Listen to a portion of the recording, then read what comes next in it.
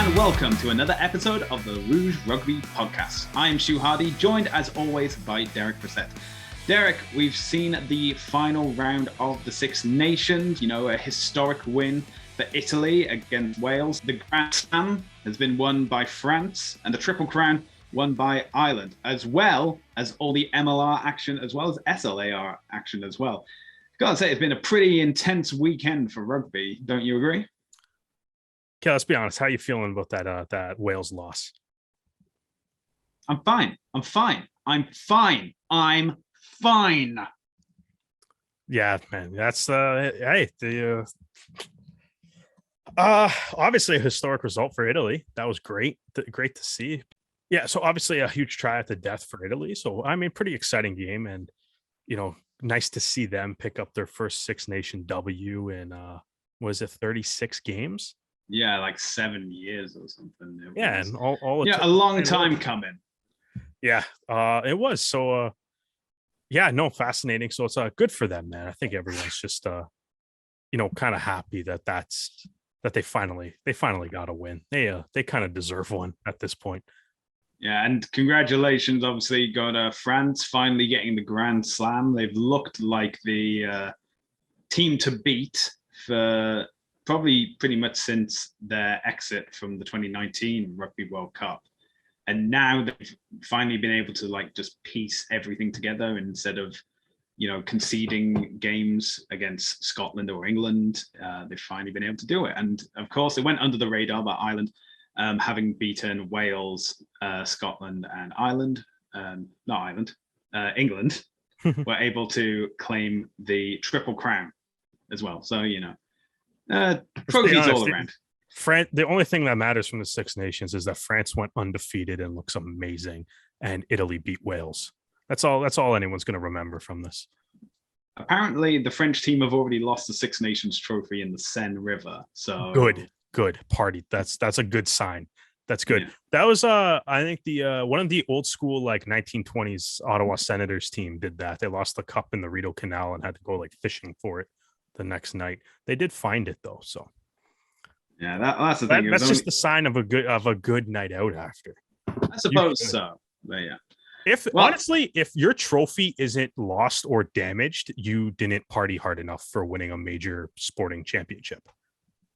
Well, let's hoping that the Six Nations have a replica trophy on standby just in case if this rumor does prove to be true. But we've talked enough about Europe. Let's focus now on North America, because we have had round 7 of Major League Rugby.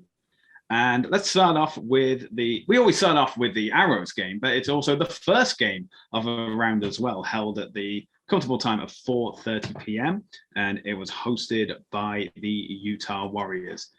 And, last time Toronto went to Utah, it was the second round of last year's season. And, the Warriors definitely put the Arrows to the sword on that one.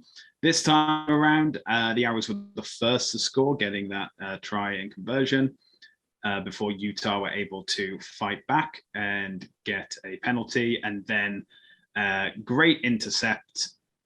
Well, it wasn't really an intercept. It was more an opportunistic tackle that led to changing of possession. Mika Kruse pass off to Mikey Teo, and then at 7 points under the post.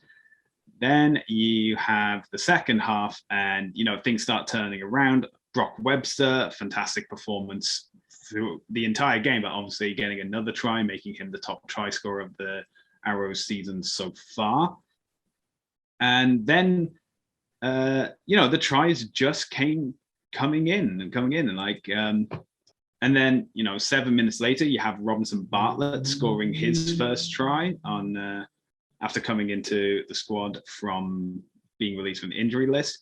And then later on, you just have Jack McRogers getting over, getting the offload from Brock Webster, as I said, having a great game, to get the bonus point try. And, after Sam Malcolm had been hitting the uprights with 2 of his conversions, Will Kelly from roughly the same spot was able to nail the conversion there. And then a few minutes later, in front of the post, Malcolm gets a penalty, takes Toronto to 27. So it's 27-10 at this point. Then things start to go wrong very quickly. So in the 72nd minute, Webster was able to sneak through and get a try, which he then also converted. And then 2 minutes later, Burns was able to, funnily enough, burn Toronto on the wing, get another try, and then Webster hit the conversion again to make it 24-27, to make a very final 5 minutes. Warwick getting into Toronto territory. And, just before the clock's about to go red, they get the penalty and they say, you know what, could have kicked for the posts, tied the game, and then maybe gone again. Alternatively, and what actually happened was they opted for the scrum. They retained possession, but then Toronto were able to force a knock-on, gather the ball, kick it into touch to make the final score. Utah 24, Toronto 27. Oh, there was a lot of things to have about this game. Derek, what were yours? Yeah, no. So obviously, this is a great game. I'll kind of go with. It was a good. The way I watched this game was a little bit more interesting than the way I normally do it. Just because. So we had for the Aussie Rules football team I play for, Toronto Dingoes. We had our first training session this weekend, and that training session ended at 3:00. And then we were going out to like our sponsors bar for like a night out after, which was also hilarious because we had more TVs playing tape delayed AFL games than TVs that were on the Leaf game. Not really sure how anybody else at the bar felt about it, but also with the way the Leafs played, we were all better off for it anyways. That is true. That is true. But either way, so because of that though, and there was a little bit of a time gap, and I didn't want to go all the way back home, so I ended up watching the game at a friend's house with, I guess, some sports fans that aren't necessarily into rugby, and I must say that is so much fun. Everybody needs to do this. It actually is, because it's like even like from just kind of turn it like, and this was a great game to kind of to show too, because it ended up obviously the Arrows got out. The Arrows played well, obviously, so a good advertisement for the hometown team. But then obviously Utah tried to made it pretty interesting at the end. So definitely kept everybody on the edge of the couch for for the full 80 minutes. But even it was kind of fun to just see people that don't necessarily normally watch rugby reacting to rugby. So obviously, a lot of like just the big hits and stuff in general kind of getting a pretty nice pop. Because there were some good ones. Foley had a couple really good ones. I think Tafaga had a couple like nice hits. That one that you kind of alluded to that led to the Teo try from Lance Williams on Malcolm, that was a pretty solid hit. So that was pretty good. Even just like the simple ones of just like, as soon as I turned the TV on, one of the first comments was just like, oh my God, where is this? Because Zion's Bank Stadium is gotta be. Oh yeah. Yeah, no, that is, I think that's voted amongst even the players. It's the most picturesque stadium in MLR. In all honesty, out of like I watch a lot of sports, and I mean just on TV, like I don't know if there's a better looking stadium on TV. Like every angle, like, because most stadiums you just like anytime like the play is happening, it's like you just see seats and stuff. And it's like, maybe the camera pulls back and you can see like some of the surroundings. And I'm sure a lot of stadiums play in some very nice surroundings. But the way that this stadium's built, where it's kind of got like the open parts, and it's like as the camera turns and you're just like, oh, there's just a mount. You're in the middle of a mountain range. Yeah, that looks amazing on TV. So you kind of got that. Obviously, some of like some of the generic like shock at how big some of the players are, and also how fast some of those big players can actually move. A lot of fun. Obviously, a lot of trying to explain the rules and trying to figure out the best hockey or football or soccer analogy to make everything kind of try to translate the language and stuff. Well, which I mean, such as like trying to explain why like Yuri Van Buren got the yellow card just because the Arrows were so close to scoring a try. And I was kind of like, it's kind of like hooking a guy on a breakaway or something, right? Like, trying to come up with all the sport, and then trying to explain that like the yellow card is essentially a power play for like 10 minutes instead of 2 minutes. Exactly. So it made it a lot of fun. So it definitely made it a lot of fun to kind of watch the game. It's probably why I was kind of focused on that. So there's a little bit less live tweeting and stuff on my end for this one, but definitely a good time. Hopefully we got a couple more new Arrows fans. There was there was some chatter after about trying to, get out to one of the home games this year. So that's recruit people, everybody. Although, speaking of which, there are still tickets for the home opener on April 2nd. So yeah, I know that's only everyone. 2 weeks. Yeah, I recommend everyone starts buying the tickets now, because I think it's going to be an amazing atmosphere when the Arrows finally, after over 1,000 days, return home to Toronto. Yeah, no, like that. Yeah, that's going to be phenomenal. And and also like the same thing, man. Like it kind of goes for like I don't bring people that don't watch rugby, or try to like, if there's a rugby game on or something, like try to bring people to like Hemingway's during like Six Nations thing, or whatever other bar is close to you during like the Six Nations, or just, if you're like at a friend's house or something and you're just or if you're like just hanging out with your roommates or whatever, put like an MLR game on, even if it's not live, like just the Rugby Network's awesome for that. Like all the replays. I just noticed this today. I don't know how long it's been up there for, but they do have a tab for the entire 2021 season too. So just kind of cycle through all that, pick some of the best games that you've seen and try to show people, because the one thing is like I got from like watching the game with some friends that don't normally watch rugby, they were definitely having fun watching it. Yeah. There's obviously going to be the questions about the rules and stuff, right? But like I said, like it kind of ended with like the tentative, hey, like we should try to go out to like a home game this year, or the tentative of that. And like they were definitely enjoying it. And so it's definitely, obviously is, it's a great sport. We all know that's a great sport. I'm sure everybody listening to this podcast knows it's a great sport. All about like sharing it at this point. Anyways, onto the game itself. I could deal without Utah making this a little bit more interesting than they needed to. Mm-hmm. But that is what makes the game exciting sometimes. That was a great game. And that is true. Yeah. And I mean, whatever. The it's against the Western Conference team. It's not like that bonus point will come back to bite you or anything either, because it's a Western Conference team. So who cares? That is true. But yeah, no, okay. So lots of thoughts on this game. Crazy. Obviously, wind was crazy. Yeah, that was a major factor for both and sides. I know the wind was crazy because Sam Malcolm missed. Yeah. Twice. Which could only mean that there was like some Greek, I don't know, who's the Greek god of wind? Is that a thing? I don't even know. But yes, but that much wind, like hurricane level wind, to cause Sam Malcolm to miss. Are you Googling the Greek god of wind right now? Keep talking.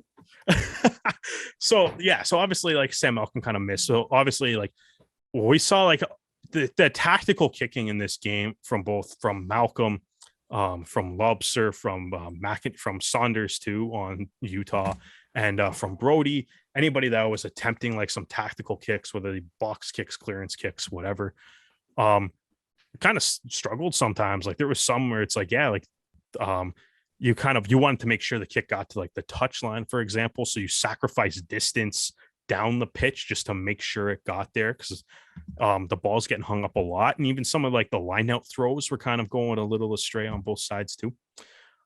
So that was kind of obviously an interesting like weather condition to play in. So I mean, like the game obviously kind of got off to a really great start for the Toronto Arrows. Just 13 minutes into the game, the scrum, that like set piece there, the setup, like the Ronan Foley try off that set piece scrum, I don't think the Arrows could have run that better in like on a training day where you tell the defense to not move. Yeah. Like it was just, like just flawless. It went, the first run from, I think it's Richardson, and then Brody with the quick ball out to Foley, who's just kind of looping off from and just basically goes in untouched. Like no Utah no Utah defenders anywhere near him. Not like I'm sure the Utah defense coach not going to be happy how fast that opened up. But essentially flawless execution from the Arrows. And I mean, like the first half for Toronto I thought was really good. Like Utah didn't have a whole lot of try scoring opportunities. The defense was playing terrific. Foley played phenomenal. It's the best game Foley's played. Well, he did win man of the match for his efforts this game, so makes sense. Yeah, because it was the best game he's played in an Arrows uniform. Yeah, no, he played very well. I think Arrows social media post was saying he had 22 tackles, like 7 carries. So solid game, led the team in tackles. A lot of those, as I kind of mentioned earlier, were pretty big too, impactful tackles. But unfortunately, there's some big impactful tackles coming from the other side. And like I said, it's like I thought the Arrows played really good defensively, and it's like the first half, the only try that the Arrows allowed was a try in which Lance Williams had some great line speed. He hit Malcolm as Malcolm was trying to pass the ball. So he hits Malcolm as he's releasing the ball, which causes the ball to obviously not go to the intended target. And Cruze just kind of scoops it up. And I mean, this kind of Utah's MO, right? Like they're a big time counter-attacking team with, Cruze, even though he's playing center in this game, Cruze and Teo, like this is what they do, right? They see loose balls, they see open gaps and opportunities, and they jump at them. And, that was really the only blemish of the half. And it's not even really a blemish. It's an unreal tackle from Williams. And I mean, like, once Cruze and Teo have that ball, it's like there's not a whole lot you can do about it. But I thought overall the defense was phenomenal. There's so many guys watching this game that I thought played just excellent, especially like Tafuga was a monster. He had so many tackles, man. To be honest, the entire New Zealand contingent for the Arrows put in. It's ridiculous. Yeah. As you kind of mentioned, so you had Robinson Bartlett coming in. I guess, did they say on the broadcast? I'm assuming Hood based on timing. Like, did he get hurt in warm up? Did they specifically say? So this was posted on the Arrows social media that they had made a change, and it was a few hours before. Oh, was it a few hours before? It may have been from the captain's run. It may have been from overnight. So obviously, just went. Yeah. Okay. So either way, regardless of what the timing is, so obviously Hood's out, which kind of reshuffled the lineup a little bit because it put Richardson over to the wing, and Richardson played well on the wing too. That is true. Honestly, it's like this is one of those games where it's like you can look up and down all 23 jerseys and be like, no one had a bad game. Everyone, that's why the Arrows won. Everyone was great. But then you had Robinson Bart, but Tafuga in the middle, making so many hits. Every time he touched the ball, he was breaking the gain line. He was forcing Utah to make a ton of tackles. He had tackles where he was going all the way up wide to the wing to stop tries. Yeah. He was all over the pitch. His work rate was phenomenal. And, who else? You said, let's go run through the New Zealand guys. We'll go through Robinson Bartlett. So obviously first game, probably didn't know he was going to be starting until, the last minute or, just before the game was about to take place, given the injury to Hood. Played amazing, somehow got that star from Super Mario Bros. So that nobody could touch him on that one play. I do not understand physically how he did not get tackled on that play. We were upset about tackling last about that one try. That now it's like reverse of fortunes. Yeah, we were upset about that one try of New England's. There's a. Yeah, man. I hope there's a Warriors podcast probably losing their mind on that one. It's fun to be on the other end of it though. That is true. Yeah. But good for Robinson Bartlett. Kept the legs pumping and somehow made it through 4 guys on top of him. Scored that try. He also just in general, I thought played very well throughout the course of the game too. Obviously Sam Malcolm, just like every week he just it's this more and more impressive watching him play, because he was insane on the defensive side of the ball too. Like that's the fact that it's like he's obviously one of the smaller guys on the pitch and literally will hit anybody. Yeah. And like and like make them feel it too, not even necessarily like passive tackles. And and he's really good at doing that. He gets into the the breakdown too, is very good at the breakdown. Very like it's an unreal skill set for a fly half to have. And being like, I think there was a game earlier this year, I think, where he like led the team in tackles as a fly half, which is nuts too. Yeah, that's crazy. Yeah. And what I mean? Like, and yeah, he's just so good. And then obviously, like, he can add that he adds that little extra too, with obviously his vision with ball in hand and his kicking ability, which, as we mentioned or whatever, the wind was kind of wreaking some havoc on that this weekend. But when push came to shove at the end of the game, right, and you have that opportunity to extend it to a 3 possession game, right, Malcolm stepped up and nailed that kick when it mattered most. It does, though, make Will Kelly's touchline conversion look so nice in comparison. Yeah, because he made that one look easy.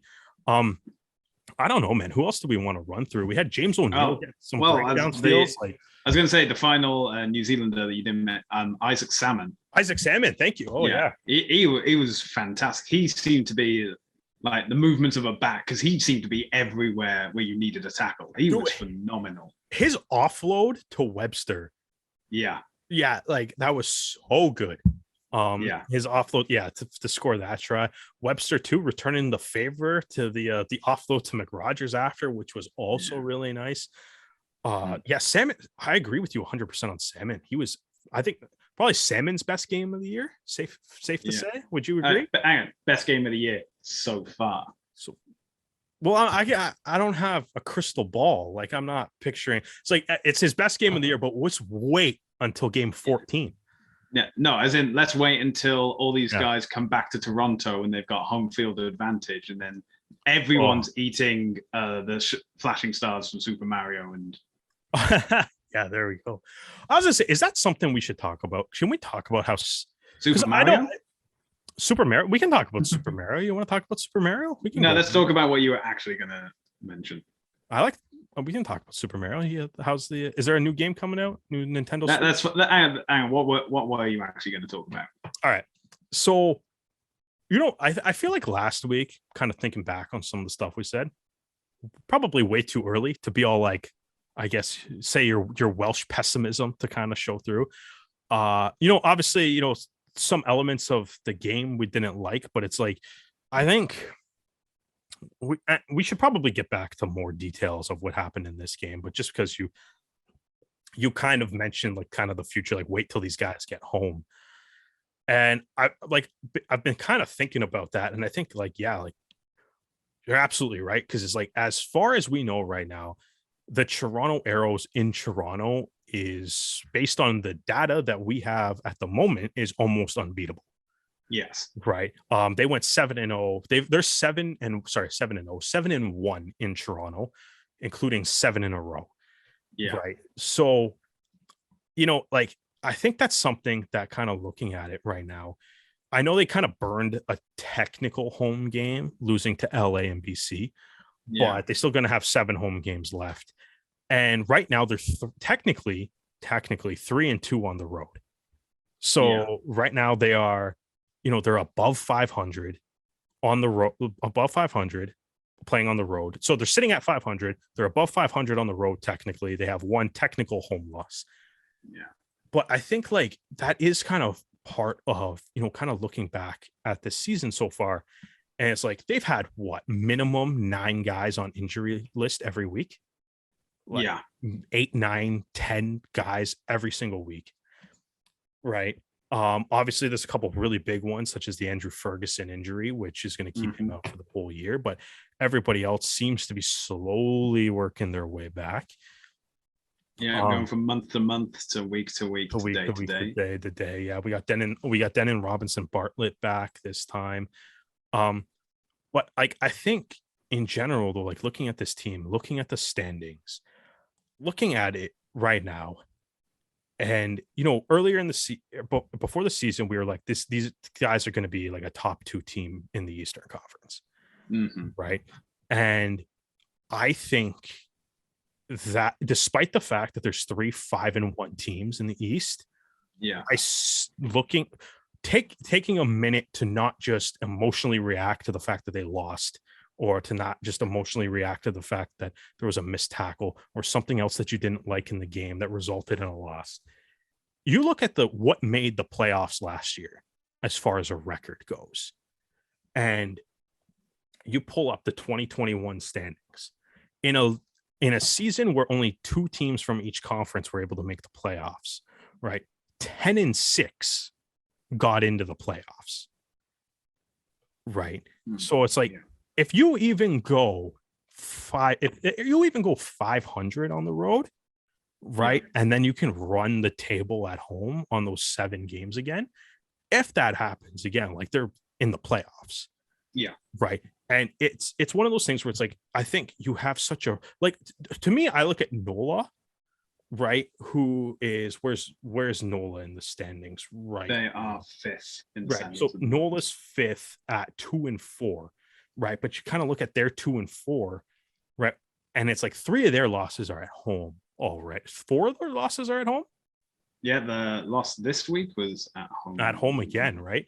And it's like they're losing a lot at home to start the season, whereas the Arrows still have all their home games, right? And if they can do that again, right? And even if let's say hypothetically they go 4-4 on the road, hypothetically, right? And then, like, if you go 4-4 and then you win your 7 home games, you're 11, and you win the remaining 7 home games, and you'd be like, what, 11-5, right? Or you say you even go 6-1 at home, you're 10-6, right? And it's like, might be good enough to make the playoffs. You kind of look at the top of the East right now, and obviously there's 3 5-1 teams, which is a bit of a gap. But then, like, Atlanta and New England are going to play each other this week, so that's at least 5-2. That's a 5-2 team right away, right?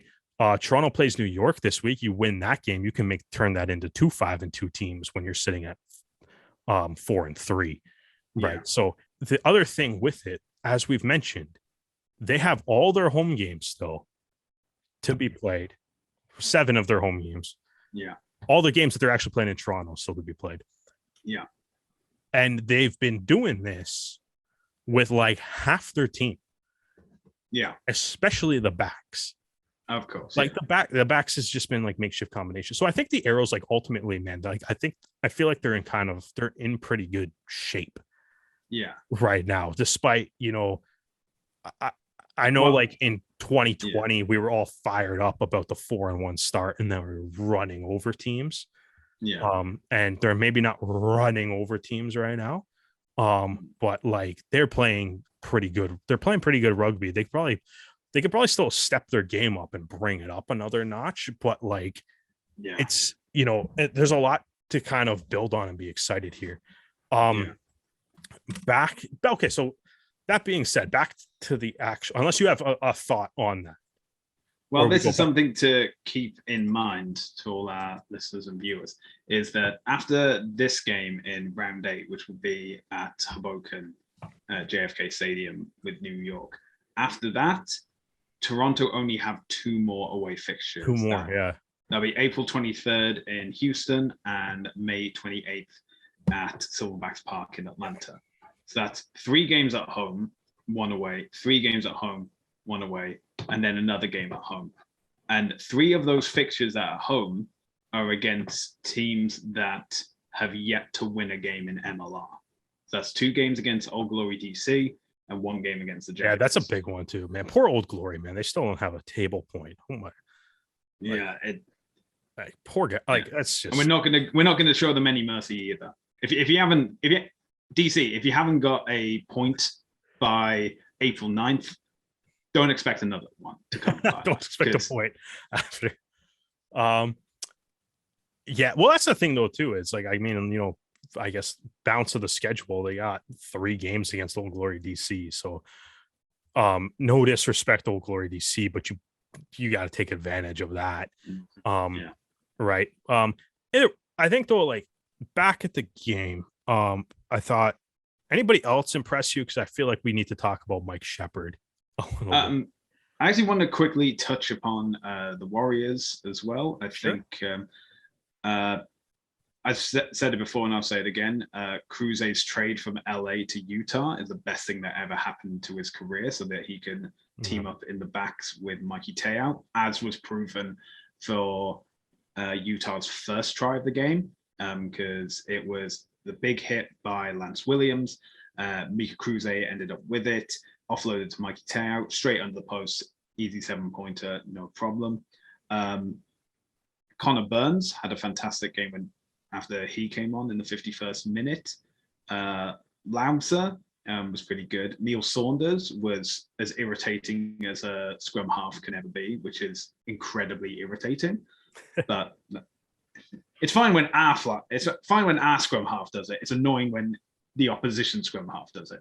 And I think it was Olive Khalifi who just had his wrong arm on the ball, which then forced a knock on at the end. But I think Khalifi is still a fantastic player as well. And it was a good showing by the Warriors. I don't think any Warriors fans will have anything to be too concerned about, because 2021 they were the comeback kings, and I did have a suspicion that may come back again for this game, but obviously Toronto were able to kick their defense into overdrive and were able to claim the ball at the end, force a knock on, then a turnover, and then kick it into touch. But that was actually one of the hilarious things about watching the game with my friends there was when Sam Malcolm hit that penalty. Someone was like, one of my friends was just like, oh, so I guess this game's pretty much over then, like 17-point lead with like 12 minutes left. And I'm like, yeah, I mean, I was like, yeah, it should be, but this is Utah. And then lo and behold, they kind of lived up to that. But good thing the arrows held out though. Yeah. Sorry, slight tangent, but continue. I know, but we obviously always come back to the arrows. But yeah, I think if you're a Warriors fan, I wouldn't be too concerned with your team's performance. Obviously, they were able to get back to a losing bonus point range, and there were opportunities for them to have gotten the try bonus point. It just didn't come about, whether it would be Toronto's defense just kept the attack back long enough. And then again, they will be hosting Houston next week, which, Houston are currently third in the fourth. West. Fourth in. Yeah. Okay, so they're currently fourth in the West. So they're the same place in the table as the Arrows as well. And if Utah take away the lessons that they can from this game against Toronto, I can see them beating Houston at home next week. So let's focus back to the Arrows and Canadians, because there was no Canadians in the Warriors. That's why they lost. And fair. Sorry, Emerson. But yeah, you want to talk about Sheppard? I think that's perfectly fine to do. I think he had another fantastic game as long. Yeah, and staying for the entire 80 minutes as well. Yeah, just give him the captaincy. He returns to like this rugby god again. I've been loving Mike Sheppard's game this year. He's obviously super involved, great work rate and stuff. I still say, like, I remember like during the early days of COVID when the Arrows were running that the classics program, where he said his role in the lineout is to not be in it, and like how that's kind of slowly changed so far this year. But also like his like maul defense so far this season has been incredible. There was a couple times in this game where like Utah tried to obviously run them, do a maul, as every team does off the line out, and just the different ways that like Sheppard, and obviously with certainly with help from the rest of the Arrows pack too, were seem to be every week they're like getting through the maul, being able to tie up the ball, right? Earning those, earning the turnovers, getting the change of possession, right? They're doing a great job at that as a whole right now. And Shepard's been a big part of that. Obviously, too, like throughout the game, too, he was just another guy that had a whole lot of tackles. And the work rate of a lot of the players, especially in the pack right now, is pretty like off the wall right now. So it's it is a great thing to see that they're all like seem to slow like start to be kind of like clicking a lot. And that mall defense is especially like it got to the point in this game too where like Utah in certain situations seemed to stop even trying Yeah. balls. Like they were playing it right down to Saunders, and Saunders would kick it out to the backs a lot quicker, right? So if you can shut that down, because like at the end of the day, or like the mall is still the way that most of the line out to the mall is still the way that most of the tries in this league are scored. And if you're able to stop that, like you're probably going to win a lot of games. Um, Mhm. right. And wins are going to come because that's you're taking away a big weapon that a lot of teams use, especially like you're kind of going into next week with New York.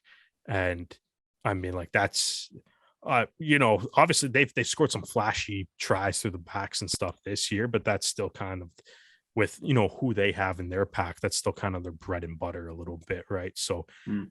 that'll be an interesting matchup to watch next week. Yeah, there's so many good Arrows performances in this game. Nice to see McRogers two tries in a row off the bench back to back. That's always great to see here. The bench has been doing well. Props to like Will Kelly, as we said, stepping up. I think Malcolm was getting some medical attention after that try. So no, good for him to kind of step up and make probably the best kick of the game Yeah. from both sides involved.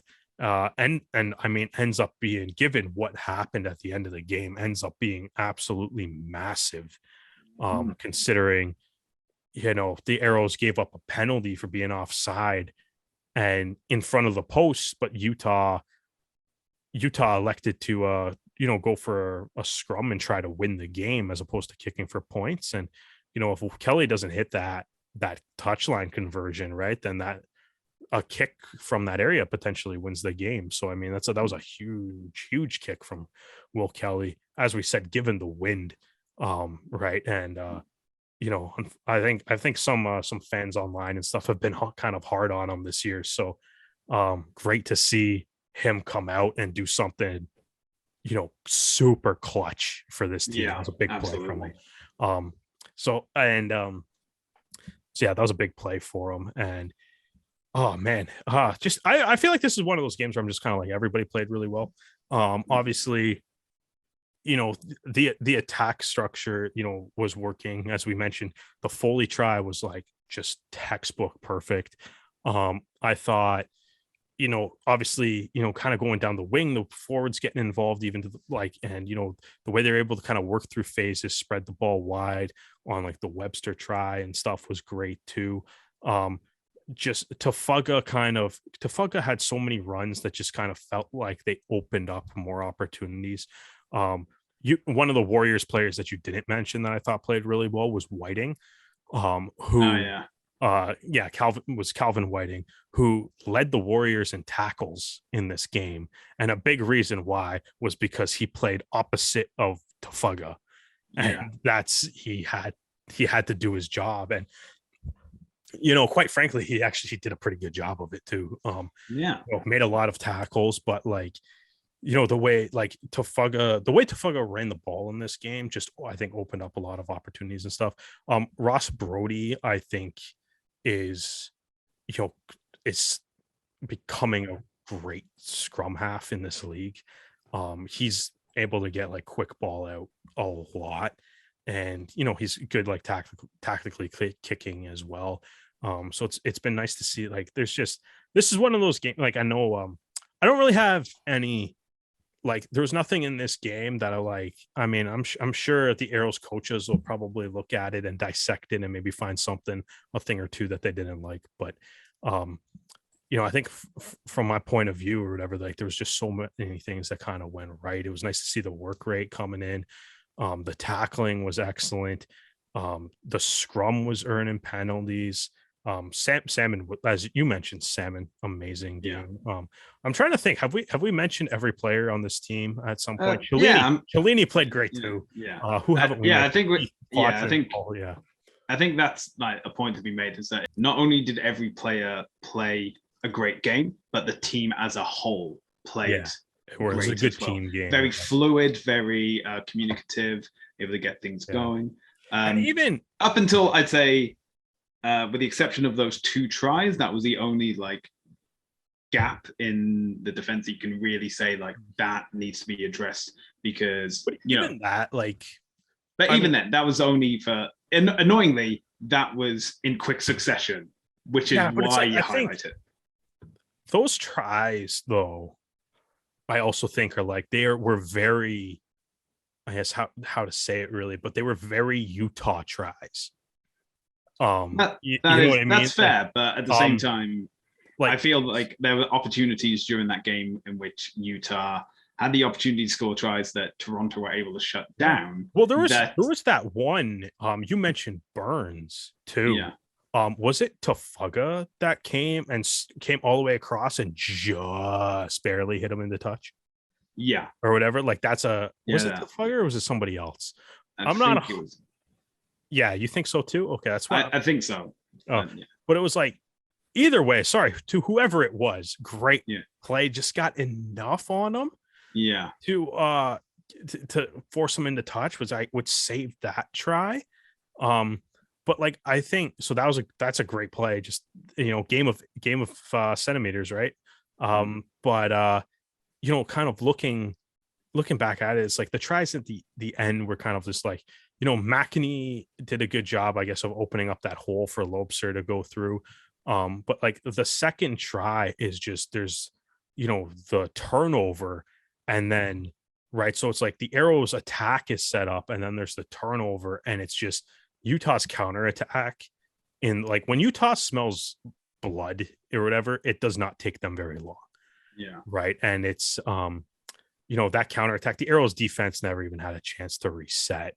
They like Utah didn't give them that opportunity, which is something that makes Utah so dangerous, and why I did kind of think it was funny that my friend thought the game was over with as a 17-point lead with 12 minutes left. They don't know. They don't know what we know. But hey, we're cursed with this knowledge of how good Utah are. But you know what? Can be in the final 10. Yeah, exactly. But you know what though, too? Like at the end of the game, in all honesty, so let's say once who got the second try? Burns had the second try, right? In the second half, yeah, for Utah, right? Burns had the second one. Yes. So say after Burns' try or whatever, right? And it's like I actually liked what I saw from the Arrows in that last 3 minutes. There was, I mean, obviously, hey, like that offside, like, I mean, they gave up a penalty, but I mean, in a situation where the other team needs a try, hockey coaches kind of have a saying of a good penalty sometimes. And I mean, hey, you know what? Like, they're not, realistically, they're probably not going to kick for points and just leave with a tie. But I mean, I guess some teams might, but I feel like if a team does try to just kick that and tie, you're probably not a very confident team. If you just, well, it's high risk, high reward. So if you go for the scrum and you get the try, you're the hit. Well, that's it. If you go for the scrum and you do it all well and you get the ball and you cross the line for a try, you'll say, oh, well, yeah, it was no risk and we won the game and we got the try bonus point.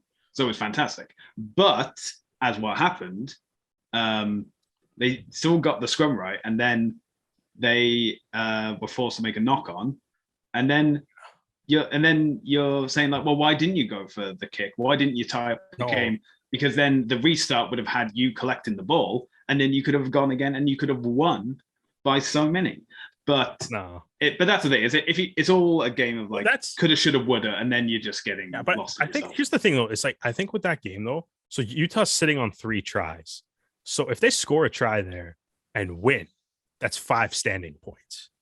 Yeah, right? that is literally what I just said. Yeah, but if you kick that and tie it, it's 2, right? Yeah. The game as it stood was 1 because they're losing by less than 7.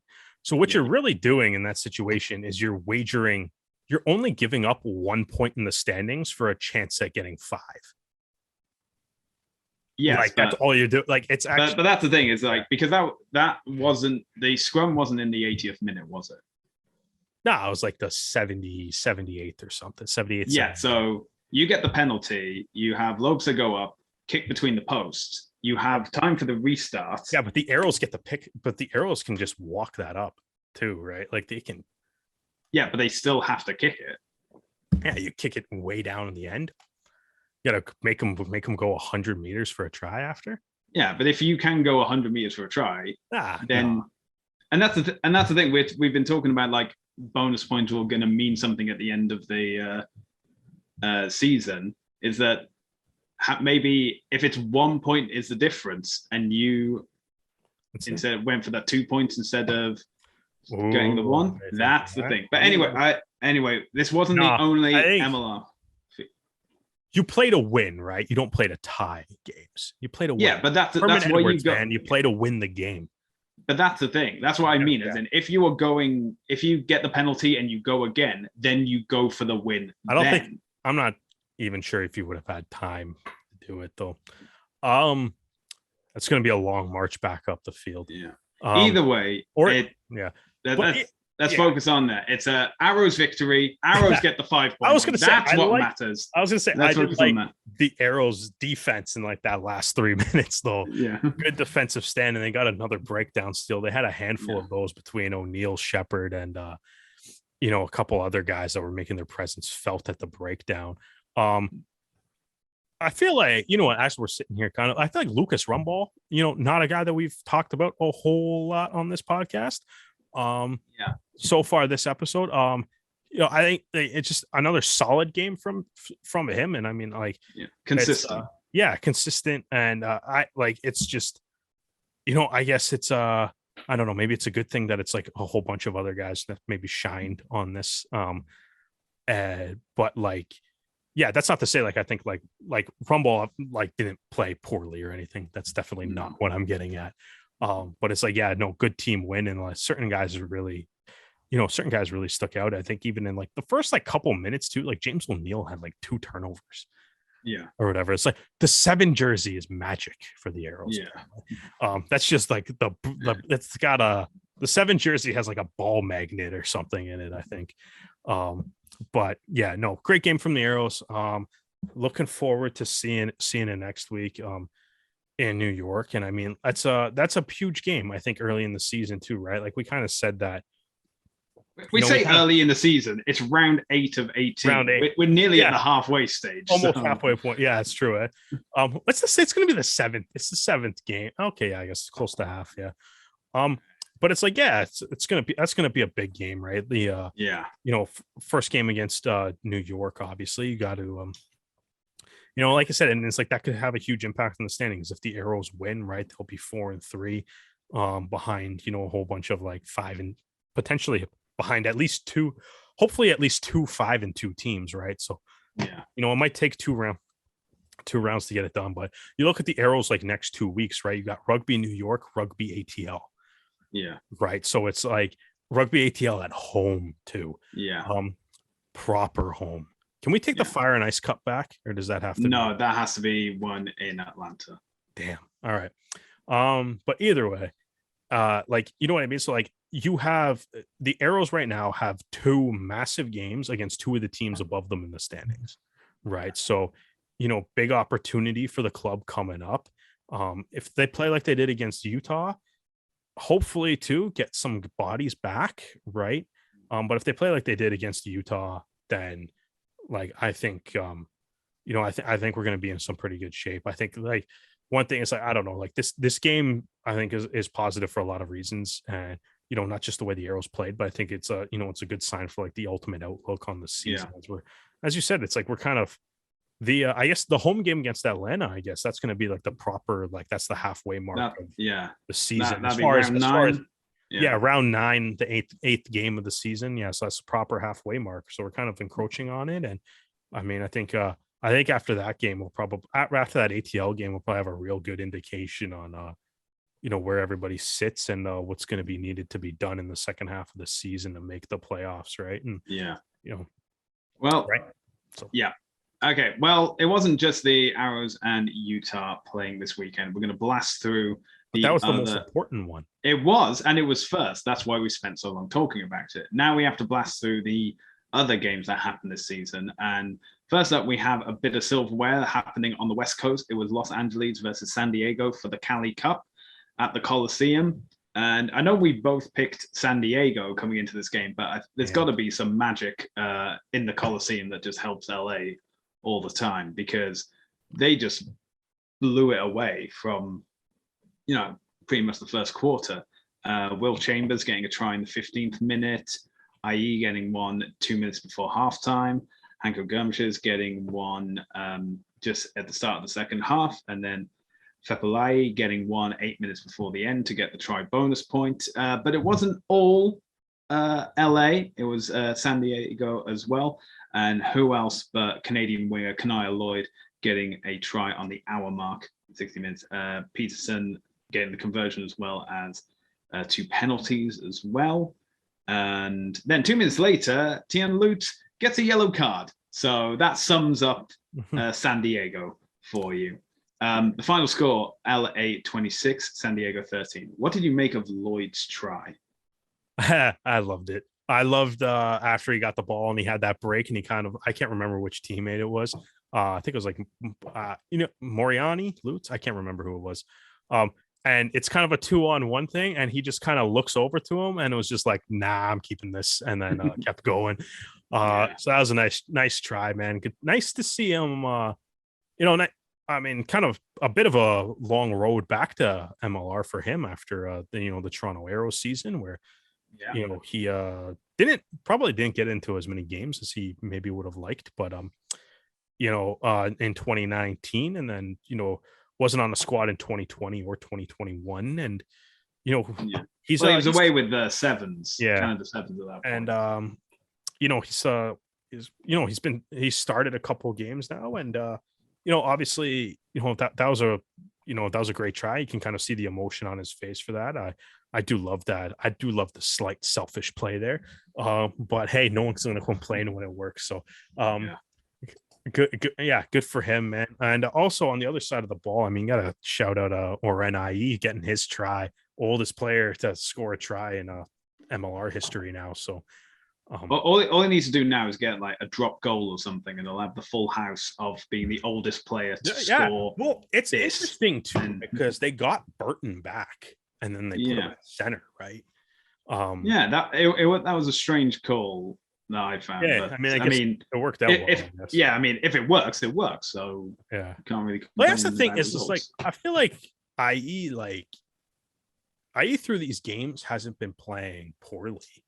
No, or whatever. Like he's definitely like hanging in there, right? And I mean, maybe maybe it's really not ideal to have your coach playing fly half as your, I don't even know what they would be on now. What are they on? Their 4th, 5th, 6th option, however many. Burton's a good fly half too if they choose to use them there. But obviously, LA is kind of another team that I feel like in a way could probably be like low-key sneaky and dangerous because it's like a dark horse.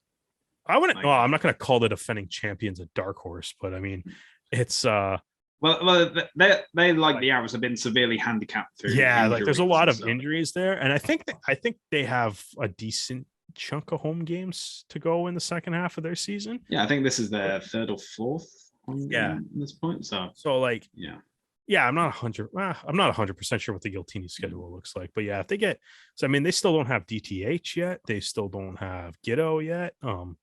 If Meeks gets hurt, maybe Adam Ashley Cooper starts playing.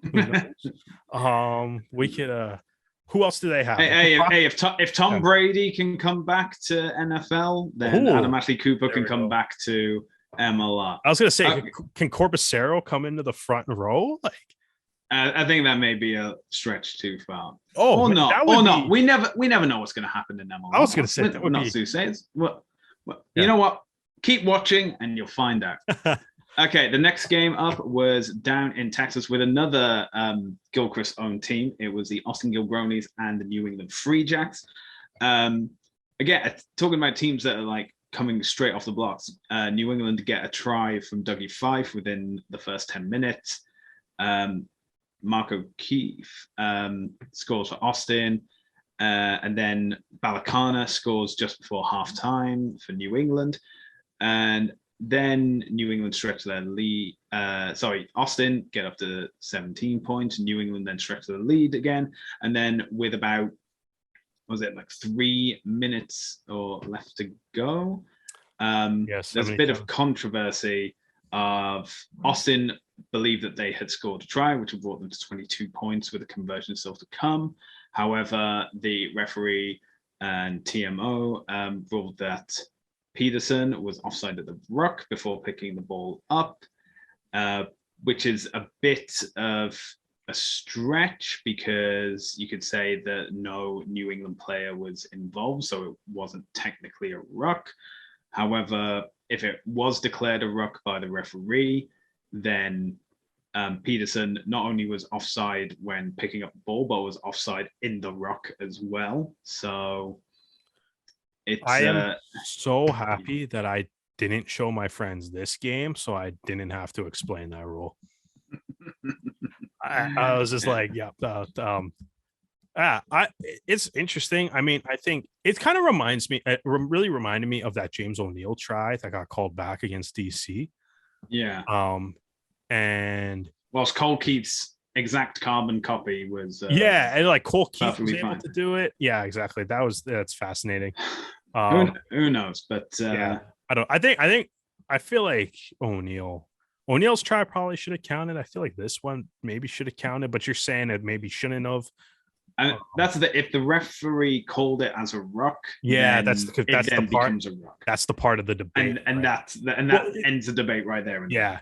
So it's like if the ref calls the ruck, which I'm assuming he did, right? That means that that's the correct call. But then the debate is whether or not that should have been considered a ruck. Yeah.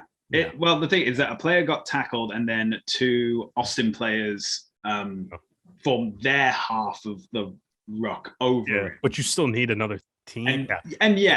And so, but then again, it is down to referee interpretation, a lot of these rules, because it then would have been a case of like, oh, why would a New England player get involved? Because they're already forming their defensive line, or the player that would have been was the tackler. Either way, the call had been made. The try didn't stand. The final score: New England 25, Austin 17. And, we had a bit of a change of starting lineup. For example, first of all, no Canadians in Austin, so we don't need to talk about Canadians in Austin, but the Rugby Network keeps using Cole Davis in their advertisements. So we're there. Yeah. Regal O'Gorman did the full 80. Joe Johnson stepped in as captain instead of Josh Larson, who came in at number 8 for the final 20 minutes or so. But even like Bowden Walker, who is like the vice captain, was only replaced Harrison Boyle after 50 minutes. And Foster DeWitt also came on at the same time, so for the final 30 minutes as well. So, congratulations, well done, O'Gorman, because normally he's the bench player, and now this time he was a starting player. Yeah, it was an interesting lineup from New England going into a game with the best, top team in the Western Conference. That was somewhat confusing when it first came out, and it was like, did someone switch the bench with the starting 15? But a little bit of interesting player usage. But I mean, hey, they got the win, and they probably got a couple of their starters are going to be maybe a little bit fresher next week too. Yeah. Okay, following up from that, we stay in Texas as it was the Jackals versus the Seawolves. Now, I know that I picked Dallas to win this game too, because they gave me a hat. Yeah, and then comes the red card from Matt Frings for punching. And then it's like, well, if we knew he was going to do that, we wouldn't have picked him. But no, in all honesty, it seemed as though Seattle were in control right from the start. I mean, Smith's try from the intercept within like the first 2 minutes kind of set the tone. Seattle is just a dominant 80 minutes. So, I mean, the one real bright spot for Dallas right now is definitely Eric Naposki out on the wing. Like he's seems to every game kind of find some way to, make his way across the try line and, score. So it's, that's definitely been a bright spot. And I mean, at least I guess it didn't happen in this game, but at least they're picking up some standing points. Yeah. Able points at some point. Hopefully they get some guys like Mo back from their injuries and stuff too. So they're not necessary, but I mean they made some pickups and stuff this week as well. So I mean, definitely the team's still kind of building, but they look like they're it's interesting, kind of like, I mean, just line up looking at the team, they look like they're doing some right stuff. Like, I mean, their stadium looks really nice. It's nice that they look like, it's like a proper rugby pitch that actually they made actually work really well in that baseball field. I was like, that's doing well. And I mean, they seem to be doing some good things like off the pitch or whatever. And then it's tough times for the expansion team now. I think it's clear from this season that the days of like Toronto and New York showing up and instantly making the playoffs, or like LA showing up and winning a championship. Even Rugby ATL, technically not an expansion team last year, but it was their first full season. Yeah. You know what I mean? They got all the way to the final as well, right? So it's like, but I feel like the days of expansion teams kind of showing up and doing really well might be done with the Dallas Jackals. And unfortunately on the wrong end of it this year. But does Dallas play Old Glory this year? Yes, they do. They do? Oh yeah. Must watch TV. That will be. Just wanted to quickly mention again, Dallas had, what is it with Texan teams and not picking Canadians? But Dallas had no. They're mate. Yeah, Mo's hurt, but they've also got other Canadians on the squad. Yeah. Anyway, Seattle, Nakai Penny did the full 80 again, consistent, doing the work. It was going to be a real tough choice for selectors when it comes to picking the Canadian back row. Reed Watkins only came in for the final 2 minutes of the game, so not really that much to talk about. But obviously, job done by Seattle as they move on to face the LA Giltinis next week. Speaking of opposition next week, it was New York versus NOLA at the goal mine. We did mention this game earlier. Fantastic result for New York. Again, who else but Andrew Coe scoring the first try for New York in the second minute.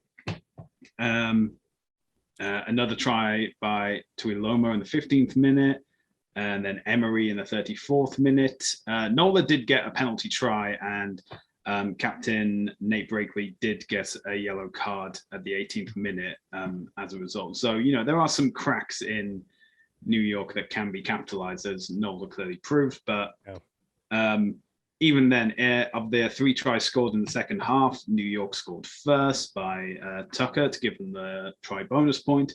And then it was Feeks and Devin Short getting 2 tries to save face for NOLA. Final score, NOLA 19, New York 30.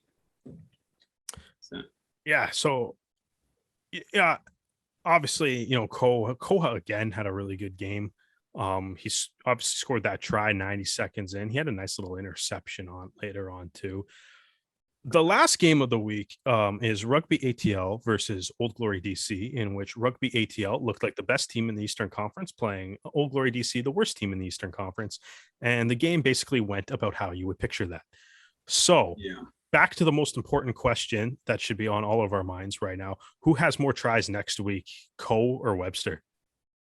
Oh, when you put it like that. Yeah, I know, right? So it's like, we got the the two high-flying Canadian wingers that seem to be picking up seem to be competing almost for the highlight reel tries of the week. Also, shout out to Lloyd. Every Canadian winger just seems to be scoring tries right now. Yeah, well, this is it. If because Webster's contract was a short-term contract for 6 weeks, so this will be Webster's, if he gets selected, final Arrows game for the time being before he returns to. Is it? Playing with before. Well, he's playing for Rugby Canada, and he's looking for qualification for the Rugby Sevens World Cup in September, which will take place in the Bahamas at the end of April. So, damn. Yeah, so it's going to be a really intense April month for him, going to Singapore, then to Vancouver, and then to the Bahamas. Although, if you're ending in the Bahamas, it can't be the worst thing in the world. But, if it is a final week with Toronto for this season, then I'm sure he'll want to have a good send-off and score, maybe score a hat trick of tries. Maybe, Brock, please. So you're calling Brock Webster hat trick? Yeah, I'm not saying it. I'm being a realist. No Arrows player has scored multiple tries in a game as of yet. But in the sense of you wait for a bus and then 3 come along at once, it's like, you're waiting for one player to score 2 tries, and then one player decides to score 3 instead. And if Brock Webster wants to be that guy, then all power to him. I'm not gonna. So is 3 going to be more or less than Coe? Because my question wasn't how many would they score. My question was who would have more. No, I think Coe will score the first try, but I think Coe that will also be his only try as well. Oh, so you're going to say Coe gets the first try of the game, and then Webster? No, I say Coe gets the first try for New York. For New York, because New York are going to score more than one try. Who score? All right, we got to get the cool bet people on this. Let's do some prop betting. Who scores first, Webster or Coe? Okay, we can decide that later. I'm going to say that Coe scores first, but Webster scores more. Oh, all right, I like it. I'll take that one. That one. Okay, well, if you're looking to watch any rugby this week, well, we have got all the places you can watch it. The men's Six Nations may be over, but the women's Six Nation kicks off this week and is also on DAZN. The Premiership and URC games that will be returning now after the conclusion of the men's Six Nations will be available on Sportsnet. If you're looking for some Super Rugby action, Super Rugby Pacific will be on TSN. And if you're looking for Japan League One, because, you like waking up at 1 a.m. to watch rugby matches, as well as any of the other non-Arrows MLR games, they will be shown on the Rugby Network. If you cannot make it to New York to watch the game, well, you can always watch Arrows versus New York this Sunday, 3 p.m. Eastern Time on the tsn.ca website and the TSN app. Okay, Derek, we now have to make our predictions for round 8 of Major League Rugby. Up first, we have DC versus NOLA at Segra Field. I only heard the first half of what you said, but I'm just going to say the team that's not DC. So NOLA Gold. Sounds good to me. I'm going to have to agree. DC still yet to even score a point, so I will go with NOLA as well. The second game this weekend will be the big clash of the top teams in the East. It's Atlanta versus New England at Silverbacks Park. So this is a tough one. This is one where you feel like, yeah. You saying like, oh, you're going to pick a draw? This seems like the game that will probably be a draw. Pick a draw, yeah. Yeah, like 28-28. Do we think there's everyone gets a try bonus point? I was going to say, do we think there's going to be that many tries in this game, though? I feel like this game's going to be tight. Yeah, I have a feeling this is probably going to be like 6-7 or something like that. 3-0. I am going to go with Atlanta just because they're the home team. See, that was good. I completely agree with your logic, but because this game is so tight, just to be different than you, I'm going to pick New England. That is 100% fair. Okay, the third game we have is Seattle hosting Los Angeles. Ooh. Derek, who are you picking? I'm going to pick LA. Just because. No logic. No logic at all. LA. LA do have experience of winning games in the Pacific Northwest, so that would be based on last year. LA has experience on winning games everywhere. That is true. I mean, this season especially. Right, because they played in Langford. There we go. Right, the final piece of the puzzle falls into place. However, a team that also has experience winning in the Pacific Northwest this season is Seattle, and I would hope so. Yeah. Again, this feels like a game where I feel it could go either way. I think LA have been able to string things together after their consecutive losses, as they showed against San Diego. But I think Seattle at home crowd atmosphere at Starfire Stadium. You know what? I'm going to go with Seattle. Okay, we have another Western Conference clash. It is Utah versus Houston in Utah.